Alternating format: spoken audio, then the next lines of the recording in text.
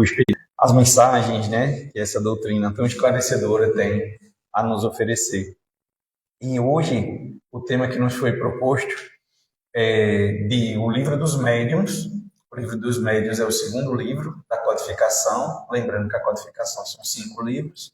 O primeiro foi o Livro dos Espíritos e o segundo é o Livro dos Médiuns, de 1861, que é um livro que vai tratar das manifestações dos espíritos e vai tratar dos médiuns. Então, o Livro dos Médiuns, ele trata mais da parte do fenômeno, né, da parte das manifestações dos espíritos através dos médiuns. Então, essa parte da fenomenologia, digamos assim, que é tratada em um livro dos médiuns, né? Essas relações entre o mundo corpóreo, material, e o mundo espiritual. Só que aí, antes da gente entrar, né, na análise propriamente do tema de hoje, que é um livro, digamos assim, mais técnico, é um livro que vai tratar como ocorrem as manifestações, a questão do médium, a questão das perguntas, que é uma parte da nossa conversa aqui hoje. E nós vamos ver isso e depois vamos trazer isso para o nosso dia a dia, né? Porque não os conheço, mas tirando uma base do que a gente vê por aí, né? A maioria de nós, suspeito eu, não somos de médios, ao menos ostensivos, né? Então, mas vamos conseguir trazer isso, as informações que são vistas aqui na noite de hoje, na parte técnica do livro, vamos tentar trazer também para o nosso dia a dia, né? Para a gente colocar em prática no nosso dia a dia. Mas antes disso, falando que, já que eu falei que esse livro trata do fenômeno, o fenômeno, a manifestação mediúnica, a mensagem mediúnica, é uma das coisas que mais chama a atenção das pessoas na hora de procurar uma casa espírita. O desencarne de um ente querido, uma coisa assim, as pessoas procuram a casa espírita para ver se um consolo, uma manifestação, né, daquele ente, ou pelo menos alguma mensagem que alente o coração daquele ente que partiu para o plano espiritual. Então, muitas pessoas, ao procurarem a primeira vez uma casa espírita, é procurando a manifestação. Mas aí, Divaldo, numa entrevista que ele deu há muito tempo, porque eu li essa entrevista num jornal impresso, né, que meu tio assinava, pouca gente hoje em dia tem assinado, nem sei, na verdade, se existe, realmente tem mais propriedade para dizer não tem, né? Não existe mais assinatura de jornal, mas tem físico ainda, não tem? Mas eu acho que deve ser pouquíssimas pessoas que compram ainda hoje em dia um jornal físico, mas meu tio tinha uma assinatura de jornal. E estava tendo aquele congresso espírita lá, que é no Centro de Convenções, em Recife. Aproveitaram a ida de Divaldo, faz muito tempo isso, gente. Só que eu morava na casa de tio Josias, só que eu já voltei para aqui, para Caruaru, faz mais de 13 anos, então não, faz muito tempo dessa entrevista. Tanto faz tempo que fazia poucos anos que Chico tinha morrido. Acho que Chico morreu em 2002, se não me falha a memória, no dia do Penta, do Brasil, Chico morreu. E fazia pouco tempo, poucos anos, que ele tinha morrido. E por que eu sei que fazia pouco tempo? Porque uma das perguntas, 2 páginas inteiras de jornal, nessa enorme entrevista com o Divaldo, uma das perguntas que o repórter fez a Divaldo foi a seguinte: Chico Xavier era um grande exponente, era o maior exponente do espiritismo no Brasil. Com o falecimento dele, o espiritismo não ficou órfão desse papel que ele exercia? Não, era a pergunta que o repórter fez a Divaldo. A Divaldo disse o seguinte: olha, cada um tem o seu papel durante o seu tempo. Ele veio, ele cumpriu a sua missão, ele confortou muita gente, né? Nós sabemos disso, né? Ele confortou muita gente, principalmente através das cartas psicografadas, e foram milhares de cartas psicografadas por Chico. Aí ele disse, ele veio, cumpriu sua missão, cumpriu o seu papel, e agora o espiritismo ele vai seguir com outras pessoas, com outras missões, com outros papéis. Mas, disse Divaldo, o grande problema é que as pessoas estão muito mais preocupadas com as manifestações. Daí porque tem pertinência com o nosso tema, essa entrevista lida, creio eu, há umas 2 décadas mais ou menos. O grande problema, não o problema, acho que não foi nem problema a palavra que ele usou, mas a grande questão é que as pessoas estão mais preocupadas com as manifestações. As manifestações, elas existem, elas estão aí, E quem quiser seguir, segue. Quem não quiser acreditar, não acredita, mas elas vão continuar existindo. Mas o que as pessoas esquecem é que o Espiritismo, muito mais do que manifestação, é evangelho. As pessoas esquecem que um dos principais motivos de se existir o Espiritismo é o papel da reforma íntima. A gente pegar o evangelho, botar em nossas vidas e tentar, ao menos, nos tornarmos uma pessoa melhor. Então, qual era a mensagem de Divaldo naquele momento? Olha, as manifestações elas existem, é normal, é natural, nós sentimos curiosidade e interesse pelas manifestações, mas, acima de tudo, nós precisamos de evangelho em nossas vidas. Nós precisamos parar de achar aquelas frases que nós sabemos muitas frases decoradas do evangelho. Quem não tiver pecado, atira a primeira pedra, dá a César o que é de César, deixar vir as minhas criancinhas, Deus é fiel, tudo posso naquele que me fortalece, o Senhor é meu pastor e nada me falta. Nós sabemos dezenas de frases decoradas que nós usamos em camisa estampada, um adesivo num carro, num quadro em casa, bem bonito. Não estou dizendo que isso não tem o seu valor, não. Mas a gente sabe o que isso significa.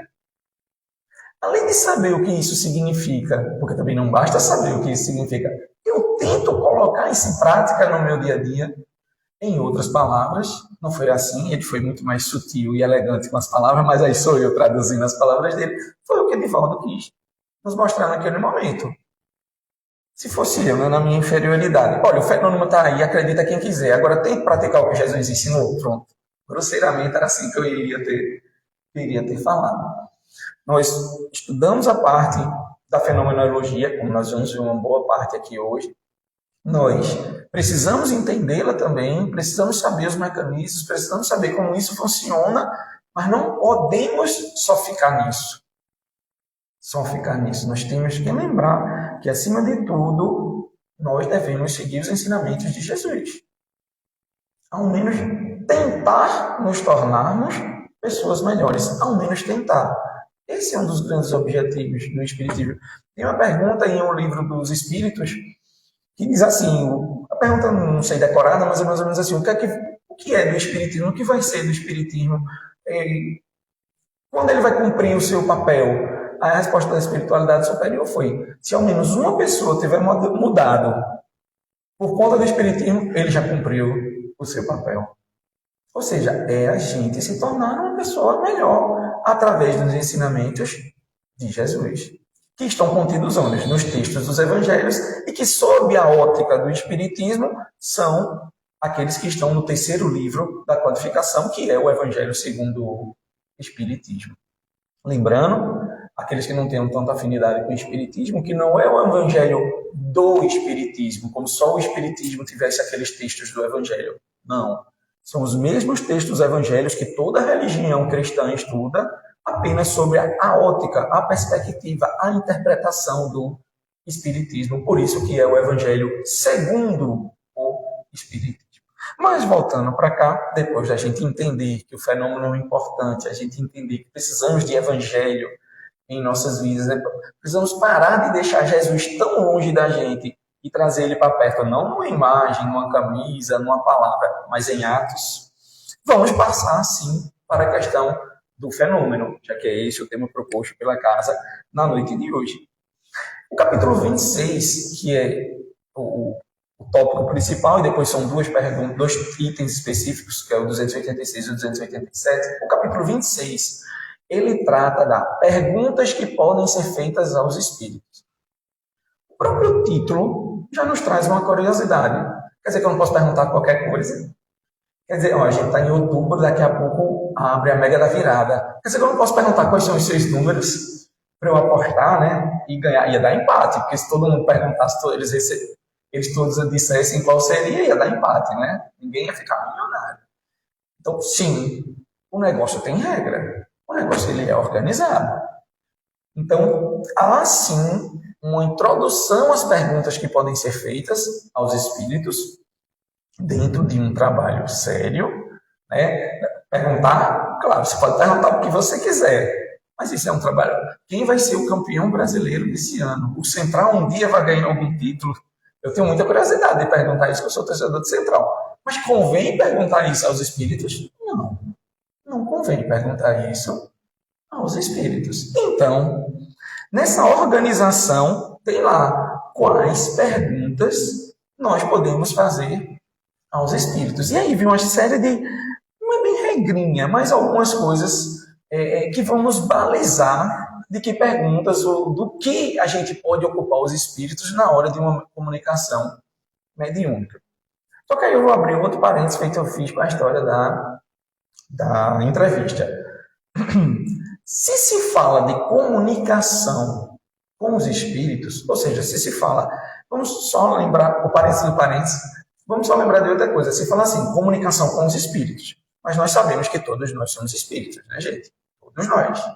É aquela pergunta, quer ver um espírito agora? Não sou mágico não, né? Olhe para o seu lado. Eu estou vendo aqui vários espíritos na minha frente, mas eu só estou vendo os encarnados. Então, espírito todo mundo é. Mas quando se fala assim, e a partir de agora, toda vez que eu falar espírito, eu estou falando do desencarnado, né? Quando se fala de comunicação com os espíritos, é porque está se falando de comunicação com os espíritos desencarnados, tá? Mas espírito todo mundo é. Mas voltando para o primeiro parênteses, se você está se falando de comunicação com os espíritos, ou seja, com aqueles seres desencarnados, é porque você parte do pressuposto que há essa comunicação. Porque como a gente já está lá na frente, né, a gente já está falando de regrinhas, o que perguntar, o que não perguntar, o que não convém perguntar, mas vamos voltar um pouco, vamos lá para trás um pouco e imaginar o seguinte, Moisés disse que não podia haver comunicação com os mortos. Um dos grandes questionamentos, dois grandes questionamentos se fazem quando vão confrontar o espiritismo em relação a essa proibição de Moisés. Primeiro não existe comunicação. Vocês imaginam que há uma lei hoje humana, seja de que país for, há uma lei hoje humana dizendo assim, não pode estacionar carro na Lua. A gente precisaria dessa lei? Não. Porque os carros da gente, eles não vão chegar na Lua nunca, os nossos carros. Então, é uma lei totalmente sem sentido. Por mais que haja leis aí sem sentido, não, mas essa vocês estão entendendo o exemplo que eu estou querendo dar. Então, quando vem Moisés e diz assim, não pode se comunicar com os mortos, é porque existe a comunicação com os mortos. Porque se não existisse, ele não ia dizer que não podia se comunicar com os mortos. Então, assim, quando você questiona as duas coisas que se usa essa proibição de Moisés, inclusive, elas são contraditórias. Porque se diz assim, não há comunicação. Moisés proibiu. Não, mas se ele proibiu, é porque há. Se ele proibiu, é porque há. Então, a primeira eu acho que está superada.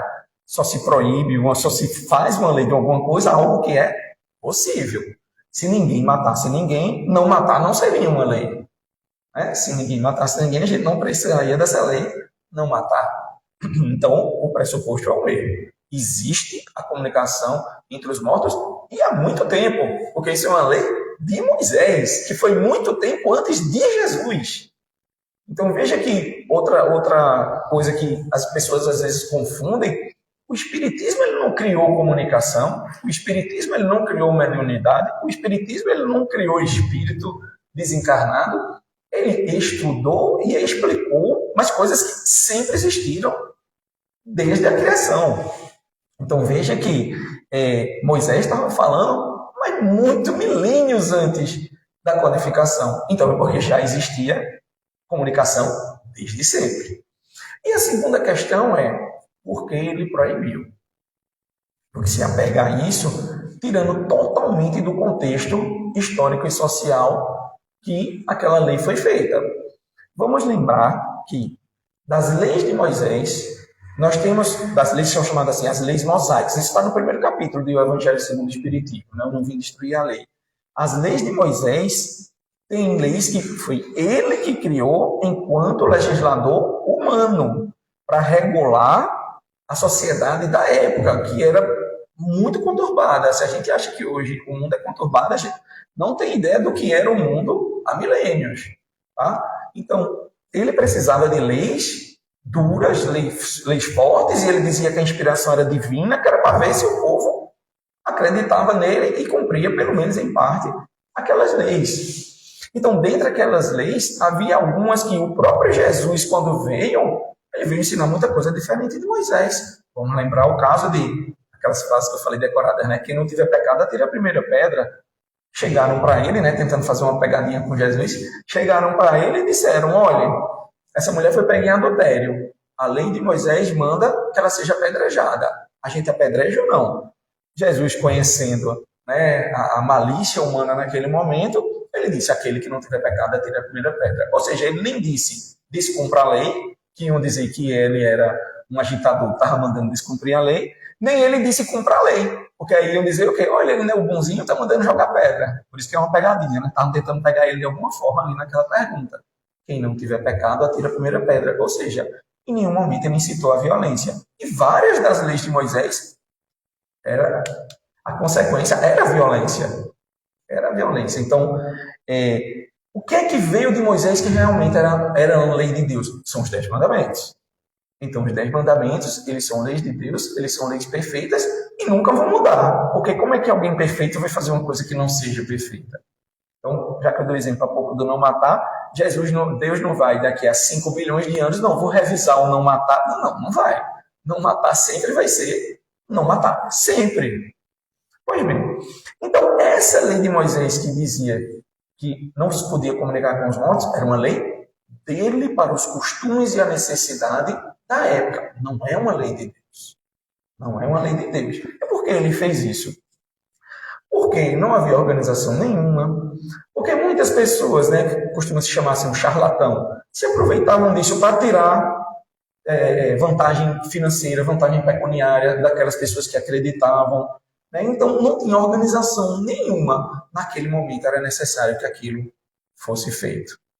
Aí a gente não pode estar escolhendo o que era de Moisés e usa agora e o que era de Moisés que não usa. Não, apedrejar adulto, ninguém vai estar por aí apedrejando ninguém que comete adultério. Claro que ninguém vai fazer isso. Não, mas proibição com os mortos ele falou, então não pode não.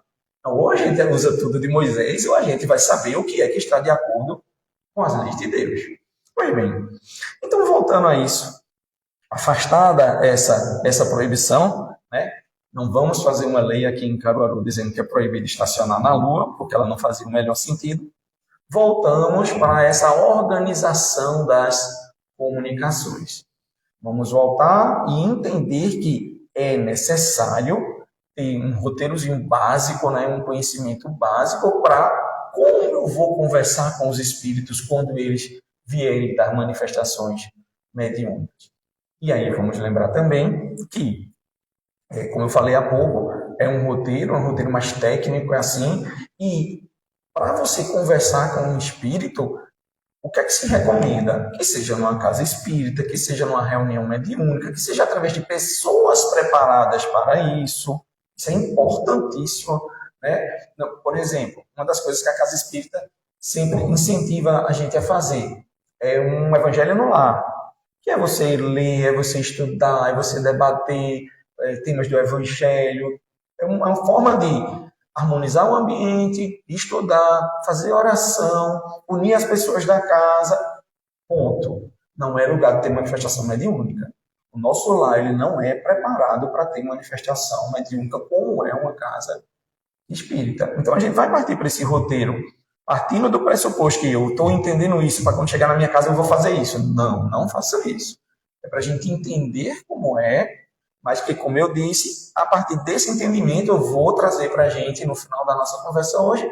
E no dia a dia, o que é que eu tenho a ver com isso? Já que eu imagino que a imensa maioria de nós não somos médios ostensivos, pelo menos. Então ele traz em 2 tópicos, em 2 itens, as observações preliminares nesse grande capítulo, que é o que se pode perguntar aos espíritos. E essas observações preliminares, elas começam dizendo o seguinte: primeiro, o que é que nós devemos saber? Como perguntar e o que perguntar. Então veja que ele se preocupa com a forma e com o conteúdo da pergunta. Então aquele encarnado que vai fazer uma pergunta ao desencarnado através de um médium, usando a mediunidade de alguém da casa, por exemplo, tem que se preparar para isso. Você tem que saber como fazer as perguntas e o que é conveniente você perguntar. E ele continua dizendo, ora, As perguntas elas têm que ser curtas e precisas, tá? Objetivas. Tem que ser uma pergunta objetiva, para que a resposta ela também venha de uma maneira objetiva, e nada muito complexo. Nada de grandes discursos, daquelas, às vezes, né, você vai fazer uma pergunta, você passou tanto tempo perguntando que você mesmo esqueceu o que você falou no começo da pergunta. Não. A comunicação mediúnica, a reunião mediúnica, ela é de curta duração, vai passar 4 horas aqui de reunião mediúnica, então você tem que otimizar o tempo. Você tem que saber como fazer as perguntas. Outra coisa, perguntas curtas, perguntas objetivas e concatenadas. Né? Eu vou dar exemplos aqui absurdos, mas que não tem nada a ver com a reunião mediúnica, mas só para vocês entenderem. Eu vou perguntar sobre essa cadeira. Aí eu pergunto, ela tem quantos pés? Aí ele vai dizer, responde lá, 4. Ela tem mais o quê? Ela tem um encosto e um assento. Ela é de que material? Isso. Então, assim, o que é que eles dizem? Que as perguntas elas têm uma sequência lógica. Elas sejam concatenadas. E não, essa cadeira tem quantos pés? 4. Qual é a cor do céu? Não, uma pergunta não tem mais nada a ver com a outra. Tá? Então, isso vai dificultar a comunicação do espírito que está ali para prestar aquele esclarecimento, para falar, enfim. Ele continua dizendo, ora, uma preparação antecipada é interessante. Tá? Então, vai ter uma reunião aqui no domingo, 16 horas. Também é hipotético, não sei qual a hora daqui. Uma reunião no domingo, 16 horas, uma reunião mediúnica. Então, que os médiuns eles se preparem, aqueles que forem participar, eles se preparem, eles estudem um pouco, leiam um pouco, tentem se harmonizar, para na hora isso fluir tudo mais fácil. O que perguntar, como perguntar, tudo fluir mais facilmente. Só que, além da forma, ele diz o seguinte, olha, o mais importante é o conteúdo. Você tem que saber a história do time que vai ser campeão, do político que vai ser eleito, dos números da Mega Sena. Não. Isso não é coisa a ser perguntada numa reunião séria. Né? Porque os grandes ensinamentos que os espíritos que vêm para nos prestar esse auxílio, essa ajuda, esse esclarecimento, eles são de ordem moral. Tá? Eles são de ordem moral. Então, para você atrair espíritos que queiram nos dar essa ajuda, esse esclarecimento, você tem que saber o que é que vai perguntar. Porque se eu faço, né, naquela brincadeira que eu tirei, uma pergunta sobre o central, nenhum espírito superior vai chegar aqui, nem que seja para dizer, eu não vou responder isso. Não, eles não se dão nem ao trabalho de vir dizer que não vão responder isso. Então, nós precisamos ter cuidado com o conteúdo das nossas perguntas, tá? A natureza da resposta que vai ser dada vai depender da pergunta que foi feita. Porque a partir da pergunta que foi feita é que você consegue atrair espíritos que estão querendo lhe ajudar ou que estão querendo lhe enganar, que estão querendo brincar com você. Porque outra coisa importante, não está nesse tópico, mas outra coisa importante que a gente nunca pode esquecer é que ninguém vira santo porque desencarnou. Porque tem muita gente que acha assim, se é uma mensagem mediúnica que eu estou recebendo, é verdade. É verdade, porque é um espírito que está me dizendo, ele está livre da matéria, ele está livre da carne, então é verdade o que ele está me dizendo. Não podemos acreditar nisso, tá? Se era um espírito brincalhão aqui, ele vai brincar com você quando ele estiver desencarnado. Se era um espírito que não tinha muito conhecimento aqui, como é que ele vai dar uma resposta aprofundada a você? Porque conhecimento é do espírito, não é da matéria, né? Então, como se ele não tinha muito conhecimento sobre alguma coisa, como é que ele vai lhe esclarecer alguma coisa? Mas isso tudo parte de onde? Da pergunta. Então, temos que ter cuidado com as nossas perguntas. Outra coisa que ele diz é evitar a pergunta para testar espírito. Por exemplo, eu sei uma coisa. Eu sei, vamos voltar nos exemplos materiais, né, para ficar mais fácil. Eu sei que meu carro é branco. Meu carro é branco. Aí está na mediúnica, aí tem um espírito lá que vê tudo, está conversando. Aí eu digo, mas você sabe a cor do meu carro? Olha, eu estou testando ele.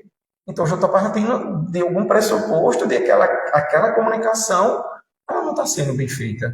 Porque eu quero testar, para saber se ele sabe ou não o que ele está respondendo. Então, se for um espírito que veio dar um esclarecimento, um espírito um pouco mais elevado, que está ali para ajudar a gente, ele já não vai gostar daquela pergunta que a gente está fazendo, porque ele sabe que você sabe qual é a cor do seu carro. Então, é evitar perguntas que você faz só para testar o espírito que está dando a comunicação. Tá? Você também não vai conseguir atrair bons espíritos se você está ali na curiosidade de saber se ele sabe ou se ele não sabe, ou você quer uma avalista. Assim, eu vou acreditar ou não na manifestação dele. Deixa eu perguntar uma coisa que eu sei.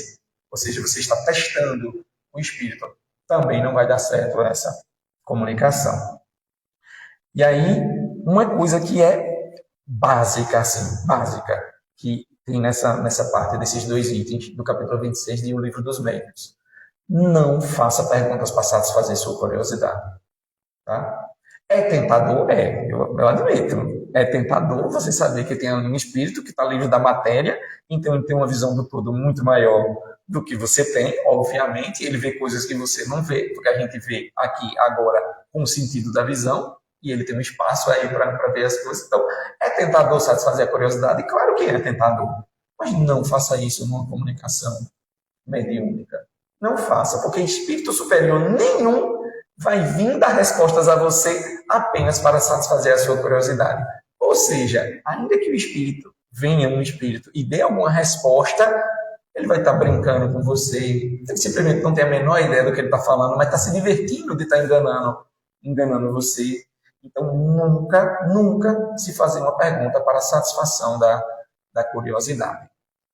Eu lembro de um amigo nosso, que ele que contava essa história, eu não conhecia a pessoa da história, mas ele que contava essa história a gente, numa reunião menônica que a gente participava lá em Recife, quando eu ainda morava lá, ele dizia o seguinte, tinha uma médium na casa, muito antigamente isso, ele é bem mais velho do que eu, tinha uma médium na casa que sempre ficava brincando. Eita, eu queria muito saber o que é que eu tinha sido em outras encarnações. Eita, que os espíritos nem me mostram o que eu fui. Ou seja, curiosidade, né? Quem não tem essa curiosidade? Eu tenho essa curiosidade de saber. Mas, só abrindo um parênteses, por nossas inclinações, a gente não pode saber exatamente como foi. Mas a gente sabe as besteiras que fez. A gente sabe. Por nossas inclinações hoje, por tentando ser uma pessoa melhor e ainda errando tanto, a gente sabe o que a gente já fez de errado quando sequer tentava ser uma pessoa melhor. Pelo menos eu sei. E aí, ela sempre tirava essa brincadeira no final das reuniões mediúnicas, mas nunca eles me mostram, Um dia começou uma reunião mediúnica e ela começou a chorar. E o dirigente, era ele o dirigente encarnado da reunião, ele percebeu que assim, ele não precisava intervir naquele momento. Era necessário, era quase como uma manifestação mediúnica o choro dela, e ele deixou. Ao final dos trabalhos, ele perguntou se ela estava bem, foi conversar com ela e fez, mas fulana, por que você chorou a reunião inteira? Porque eles satisfizeram minha curiosidade e me mostraram tudo que eu fiz de errado em outras encarnações. Ou seja, é melhor a gente não querer satisfazer a nossa curiosidade. Porque vai faltar psicólogo e psiquiatra no mundo. Se todo mundo souber o que fez em outras encarnações.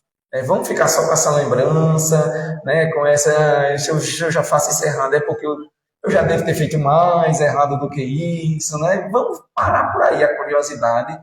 Tá? Por isso que no Evangelho segundo o Espiritismo tem lá também falando a necessidade do véu sobre o passado. É muito importante esse véu sobre o passado. Então, uma das coisas que mais questionam também, mas se tem várias reencarnações, não era mais fácil eu lembrar? Mas aí, cadê o mérito da nossa mudança? Cadê o merecimento de eu tentar fazer o bem agora, por eu achar que o bem será a coisa certa, e não porque, eu vou fazer o bem, olha o que eu fiz lá atrás, é melhor fazer o bem agora. Perdeu todo o mérito. Você está tentando pagar já, né? Porque soube o que foi que você fez. Então, veja que tudo tem o seu sentido, né? Nas leis de Deus nada é por acaso, na organização do universo nada é por acaso. Então não vamos tentar matar a nossa curiosidade, né, nas reuniões mediúnicas. É normal a gente chegar numa casa e pedir aos dirigentes da casa, veja se tem notícia do meu parente. Não, tudo bem. Isso é uma coisa, você está preocupada. Se ele tiver o merecimento, se você tiver o merecimento, se todos estiverem, né, preparados para aquilo, vai haver uma mensagem mediúnica. É como as cartas que eu falei de Chico, né? Há pouco, como o evento Cartas da Imortalidade, que tem aqui pertinho, mais ou menos pertinho, na SEEC. Então, se houver o merecimento, a preparação, enfim, uma série de fatores, vai chegar a mensagem mediúnica do seu ente que desencarnou. Mas não vamos focar na nossa curiosidade, tá certo? Isso tende a não dar certo, feito o exemplo que eu disse. Então, veja, os espíritos, quando eles vêm se manifestar, quando eles vêm passar uma mensagem mediúnica, eles podem dar conselhos úteis, prestar esclarecimentos, mas nós temos que lembrar de algumas coisas que são importantes também. Aquilo que eu falei, não é porque desencarnou que ela é o mais sabido do mundo, nem é a melhor pessoa do mundo. Não. Então, quais são 4 coisinhas que ele fala? Primeiro, ele vai dar a resposta de acordo com os conhecimentos que ele tenha. Todos nós temos conhecimentos limitados. Se ele é um espírito, ele vai ter também os conhecimentos que ele sempre acumulou durante toda a existência dele, então, mas que são limitados. Então, ele vai dar a resposta de acordo com seus conhecimentos limitados. Ele vai dar respostas a partir do interesse dele na gente e da afeição que tenha. Ou seja, se ele vem dar a resposta a um espírito que é nosso inimigo, não gosta muito da gente, ele vai dar uma mensagem para lhe confundir. Ele vai lhe dar uma mensagem para lhe deixar mais abalado do que afagado, do que esclarecido. Tá? E ele também vai dar uma mensagem a partir de quais são os objetivos e a utilidade daquela reunião. Então, vamos supor que temos um corpo de médiuns, não vai fazer isso na casa, porque na casa é ruim, não fazer não para não trazer nenhum problema na casa, a gente sabe que não pode, mas vamos lá em casa, vamos se reunir, vamos fazer uma reunião mediúnica para ver se a gente consegue algumas informações. Ora, você já está fazendo uma coisa meio que escondido, você já está fazendo uma coisa que é para não fazer no lugar que é para ser feito, mas naquele sentido não pode ser feito. Qual é a probabilidade de um espírito superior comparecer lá e prestar luz e esclarecimentos? Vai ser bem baixa. Vai ser bem baixa a probabilidade. Então, as pessoas, os espíritos que vão se aproximar, eles não vão ter não vão ver um objetivo muito nobre naquela reunião. Então, o espírito superior tende a não se aproximar daquela reunião. Quando a gente fala de espírito superior, não é um mega iluminado, não. Foi superior a gente, ele já tem algo a nos ajudar, a nos esclarecer. Tá? Então, assim, temos que ter cuidado, seja na casa espírita, seja fora da casa espírita, para não trazer mais problemas do que soluções em nossas vidas. Como disse Divaldo, assim, o fenômeno ele existe, mas vamos usar, como tem nos livros que nos ensinam sobre mediunidade, vamos usar a mediunidade com Jesus, e não a mediunidade sem Jesus. Pois bem, e aí no último tópico, antes da gente adentrar em outros campos aqui, no último tópico desses 2 itens, 296 e 297, 286 e 287, ele pergunta assim, a questão de perguntas. A gente não faz pergunta e espera o Espírito falar, ou a gente faz perguntas? Aí qual a orientação que foi dada por Kardec? Faça perguntas. Agora, obedecendo o quê? Como e o que perguntar, que é o tópico anterior, ele explicando a forma e o que fazer de perguntas. Mas faça. E ele dá o exemplo dele mesmo. Ele disse, olha, porque o livro dos Espíritos, no livro dos médios, ele só tinha escrito o livro dos Espíritos e depois o livro dos médios. Eles são baseados em perguntas. Então, se não fosse ele perguntando, não, vamos esperar eles falarem sobre todos os assuntos que eu vou botar lá. Quanto tempo isso ia demorar? Então, faça as perguntas, desde que sejam as perguntas adequadas. Tá? E ele diz mais, ele diz o seguinte, olha, quanto mais perguntas você fizer para desenvolver um tema, você afasta aqueles que estão mal intencionados. Aqueles que só vêm brincar, aqueles que vêm falar coisas erradas para você acreditar, na sua crendice, jogar, brincar com a sua crendice e falar qualquer coisa. E quanto mais perguntas, não tem aquela história que você pergunta a seu filho, por que você fez isso? Aí ele dá uma desculpa bem estapafúrdia, assim, uma desculpa nada a ver.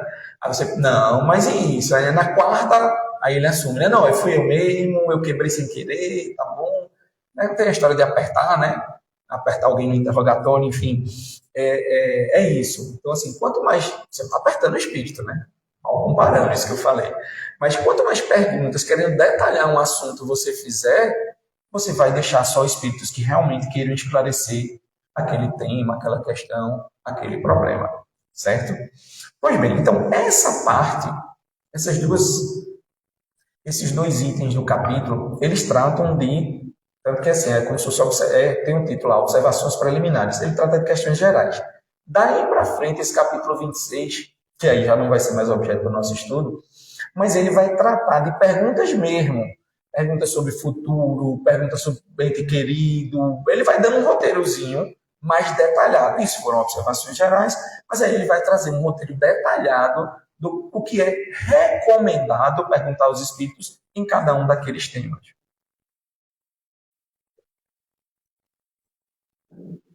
Só que aí ele diz o seguinte, ó, o valor da comunicação, e aí vai servindo de alerta, vai servindo de alerta para os médios, vai servindo de alerta para casa, vai servindo de alerta para quem recebe a mensagem. O valor da comunicação não é o fenômeno em si, é o ensinamento moral que ela traz. Então você pode ter um texto grande, assim, 20 linhas, um texto bem grande de uma manifestação mediúnica, cheio de palavra bonita, aí vamos extrair o ensinamento moral. Não, você não consegue. Você não consegue, porque então, assim, provavelmente foi um espírito zombeteiro, enganador, que usou lá da mediunidade, da sua crendice, e botou um monte de coisas sem nexo. É quando você tem, hoje em dia nós temos muitos golpes, né? Não falta golpe no mundo hoje em dia, e usam muito o judiciário para praticar golpe. Aí trazem muito, eu trabalho nessa área, trazem muito a mim, assim, chegou essa carta pelos correios, isso é verdade. Aí, como eu sou da área, né? No terceiro parágrafo eu devolvo, é golpe, esqueci isso aí. Porque eu uso um monte de palavra que existe no direito, um monte de instituto que existe no direito, mas que junto não faz sentido nenhum. É o espírito. O espírito, ele vai falar um monte de coisa lá e você vai nossa, você vai ficando maravilhada com aquilo. Não está certo, mas ele quis dizer o quê? Não sei, mas são palavras lindas que ele usou. Ou seja, o que vale de uma mensagem é o seu conteúdo moral. O que você vai extrair daquilo ali não é o tamanho da mensagem, não é nada disso. É o que de ensinamento moral, o que de esclarecimento, de ajuda aquela mensagem tem para nós, para casa, enfim, no intuito daquela mensagem. Tá? Outra coisa que a gente tem que ter muito cuidado, essa história de assinar a mensagem. Eu recebi uma mensagem de Chico. Chico desencarnou, eu recebi uma mensagem de Chico. Gente, a gente tem que ter muito cuidado com isso, porque todos nós, volto a dizer, conheço quase ninguém aqui, mas estou julgando todo mundo. Todo mundo é orgulhoso, vaidoso, todo mundo é. A gente sabe, todo mundo é. Uns vão ser mais, outros vão ser menos. Todo mundo é. Imagine um médium que recebe uma mensagem e o espírito assina lá, Chico Xavier. O orgulho dele vai lá para cima. Eu tive o merecimento de receber uma mensagem de Chico Xavier. Mas foi Zé Neto desencarnado que quis brincar com ele e disse que era Chico Xavier. E ele acreditou. Ele é uma pessoa orgulhosa, vaidosa. Eu sei, os espíritos desencarnados conhecem a gente, tá, gente? A gente aqui, a gente pode ter aquele túmulozinho caiado de branco que Jesus fala por fora, mas os espíritos desencarnados conhecem a gente. Eles vão ver dentro da gente o túmulo com orgulho e vaidade. Então ele sabe que o médium ele é vaidoso, aí vai assinar lá, Francisco de Assis. Nossa, eu recebi uma mensagem de Francisco de Assis. O que interessa é o conteúdo da mensagem. Não tem... Aí é uma mensagem lá de Francisco de Assis dizendo assim, olha, você, interessado a alguém, você tem que fazer isso, isso e isso na sua vida. Gente, um espírito superior vai influenciar no nosso livre-arbítrio? Vai não. Não vai mandar dizendo o que é para a gente fazer, não. Não vai. E aí esse é outro ponto importantíssimo em comunicação mediúnica. Espírito superior não vai mandar a gente fazer nada. Não vai. Se você tem um dilema na sua vida, a mensagem dele vai, do ponto de vista moral, falar alguma coisa sobre aquele dilema. Mas ele não vai dizer toma o caminho A ou toma o caminho B, não. Não vai. Porque espírito superior nem influencia no nosso livre-arbítrio. Porque se eles influenciassem no nosso livre-arbítrio, onde estaria o meu mérito? Eu vou fazer isso porque fulano disse que é para eu fazer. É igual quando a gente faz uma oração. A gente faz uma oração e diz assim, meu Deus, me ajude. Me ajude, eu preciso achar esse documento, eu vou usar ele segunda-feira numa entrevista de emprego, eu não tenho a menor ideia onde ele está, me ajude, me ajude. Aí você vai dormir. Aí vem a espiritualidade superior, intui em você, para você procurar em tal lugar que você não procurou ainda. Aí você no outro dia acorda, toma café, aí seu filho, sua esposa, alguém diz assim, eu estou precisando da chave reserva do carro. Aí você diz, eu sei onde está. Quando você abre a chave reserva do carro, o que é que está lá? O documento que você precisava. Rapaz, que sorte eu tenho. Você esqueceu, você pediu. Porque quando a gente pede, a gente espera o quê? Que venha um espírito do seu lado, bata assim no seu ombro, que a gente reza antes de dormir, né? A gente adora ter hora para rezar. Você pode rezar qualquer hora, tá, gente? Mas a gente adora rezar só antes de dormir. Aí bate no seu ombro assim, lhe acorda, aí diz assim, olha, está na segunda gaveta do armário, do lado direito, de cima para baixo. Então minha prece foi atendida. Minha prece foi atendida porque eu pedi e veio alguém e me disse onde estava. Mas as preces, elas não são atendidas assim. Elas não são atendidas assim. Né? Porque qual seria o meu mérito de procurar, de achar, de estudar? Estudar, né? Estudar é outra coisa. Tem uma tirinha de Chico Bento. Eu gosto de ficar achando ensinamento do Evangelho e outras coisas. Você ensina codificação em livro. Uma tirinha de Chico Bento. Chico Bento, personagem de Maurício de Souza, né? Todo mundo aqui conhece Chico Bento. Tirinha de jornal, viu? Eu sou velho mesmo, né? Já falei de jornal, empresta uma tirinha de jornal.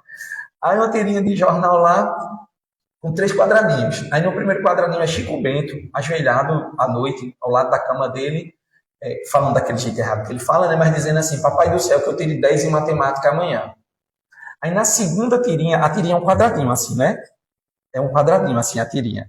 Aí na segunda tirinha, o quadradinho de cima está aberto e uma mão bem grande pegando ele aqui, pelo cangote, como fala, pegando ele por aqui. O terceiro quadrinho é a mesma mão botando ele numa cadeira com um livro de matemática aberto. É só isso, a tirinha. Tirando a oração dele, não tem mais nenhuma, mas a gente entendeu, né? Papai do céu, me ajuda a tirar 10 em matemática. Meu amigo, vai fazer sua parte. Faça sua parte que eu lhe ajudo. Sem você fazer sua parte, eu não ajudo. Isso é o quê? Ajuda-te que o céu ajudará. Isso é evangelho puro. Isso é evangelho puro. E a gente tirou de onde? Uma tirinha de Maurício de Souza. Mas é o evangelho. Então, quando a gente faz uma oração, a gente quer que o fenômeno, já que estamos falando de fenômeno, que o fenômeno ele apareça do nosso lado e dê as dicas. Eu não estou pedindo uma orientação, ó, faz assim, faz assado, que vai dar tudo certo. Mas não é assim que acontece. Mas as orações nossas, elas são atendidas de acordo com o nosso merecimento e da forma como vai ser. Da forma como ela tem de ser atendida. Então, naquele caso, foi a intuição. Foi a intuição que veio, e aí outra pessoa ajudou a ir na gaveta certa, porque a pessoa da chave de reserva do carro, e achou o documento que eu estava tanto precisando. Pois bem, então, outra questão importante que nós temos que ter é que o médium também não é um ser perfeito. Então, ainda que ele não esteja ali mistificando, né, que é quando o médium cria a comunicação, ainda que seja realmente a comunicação, os pensamentos do médium influenciam, os pensamentos, os sentimentos, como ele está naquele dia, tudo isso vai influenciar na comunicação. Porque ele é o meio através do qual o espírito desencarnado vai colocar num papel uma mensagem. E vai passar por quem? Pelo médium. Né? Então temos que entender também que um médium tem um pensamento muito grande e ele vai interferir na comunicação. Tudo que ele vai mudar a comunicação. Por isso que é necessário o quê? Estudar, estudar e estudar. Por isso que é necessário que numa casa espírita chegue uma pessoa, né? Olha, eu vejo em todo lugar, eu vejo tudo, olha, me bote para uma reunião mediúnica. Calma, vamos estudar, vamos controlar isso. Porque não é para participar de uma reunião mediúnica séria, não apenas você ser um médium ostensivo. Né? E falando em médium ostensivo, coitado dos médiums ostensivos da casa, né? Porque assim, se as pessoas descobrem que na casa tem um médium que vê, que escuta, né? A pessoa chega meio afogueada assim, ó, fulano, tá vendo alguma coisa aqui? Porque assim, eu tô tão carregado que eu acho que tem alguém do meu lado. Aí vai pedir um médium, né? Como se fosse a faculdade do médium ser usada quando ele quisesse. Não, deixa eu ver se ao redor de você tem alguém aqui. Ou então, deixa eu pegar um papel e caneta pra gente dar uma... Não é assim. O telefone, como se costuma dizer, o telefone não toca daqui para lá. O telefone troca de lá para cá. Por isso que tem que ter um ambiente planejado, pessoas preparadas, uma casa equilibrada, para dar uma mensagem mediúnica que a gente coloque credibilidade e consiga extrair o máximo possível desses espíritos que querem vir dar essas mensagens. Pois bem, então, quando gera desconfiança, assim, para a casa ficar atenta. Quando gera desconfiança, mensagens com nomes nobres assinados, elogios demais, a um médium à casa, vocês que são os grandes salvadores de Caruaru, não sei o quê. Ou então, coisas materiais. Olha, venda seu carro porque ele vai dar problema daqui a um mês. Né? Ou faça isso, mude de emprego porque aquele não está prestando. Não. Predições materiais, nomes nobres ou outra coisa que eu falei? Elogios demais, liguem um alerta para aquilo ali. Mas como eu disse, estamos chegando ao final da nossa conversa da noite de hoje. Como eu disse aqui, até onde eu saiba, não, até onde eu imagine, a maioria de nós aqui não é médio ostensivo. Então, como eu trazer esses ensinamentos para o nosso dia a dia? O que nós vamos fazer no dia a dia com essas informações? Já que o objetivo aqui hoje também é trazer isso para o nosso dia a dia. Primeiro, todo mundo é médium. Todo mundo é médium. Mas vamos imaginar que a mediunidade, já que é o meio de lá para cá, é um tubo, um canal. Então imagine a adutora do Prata, lá a barragem do Prata que abastece Caruaru, o primeiro tubo que sai de lá. Ele é gigante, porque é onde vai ter a maior vazão d'água passando. Então isso é uma pessoa com mediunidade muito desenvolvida. E aí, para essa tubulação de água chegar em casa, vão diminuindo a vazão, né? Para diminuir a pressão, para poder chegar no cano pequenininho lá de meia e chegar a água na sua torneira. Então nós temos a mediunidade como nós temos esses canos. Mas todo mundo, nem que seja um canudo de papel bem apertadinho, tem. Porque você pode não ver, não ouvir, não psicografar, mas nós temos a intuição, nós temos através do nosso sono, contatos com sonhos, com intuições. Então, assim, todo mundo tem um pouquinho de mediunidade. Só que se vem uma intuição para você, já que nós estamos falando aqui do conteúdo, se vem uma intuição para você, mas eu acho que eu vou fazer isso. Aí você para pensar.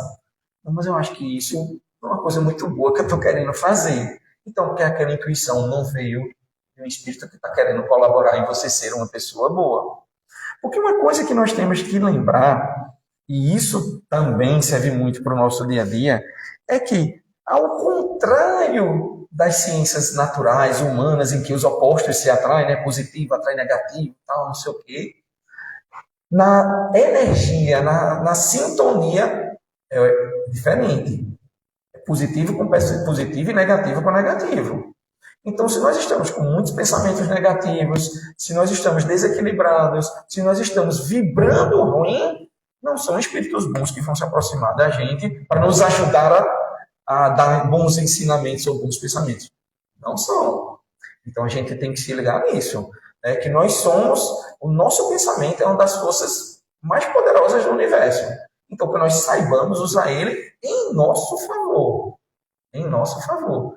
Então, que a gente possa, mesmo diante de uma dificuldade, pedir equilíbrio, orar por equilíbrio, tentar passar por aquele problema da melhor maneira possível, para que aí sim bons espíritos possam se chegar na gente e tentar nos prestar algum esclarecimento que nos ajude a sair daquela situação. Boa noite e muita paz.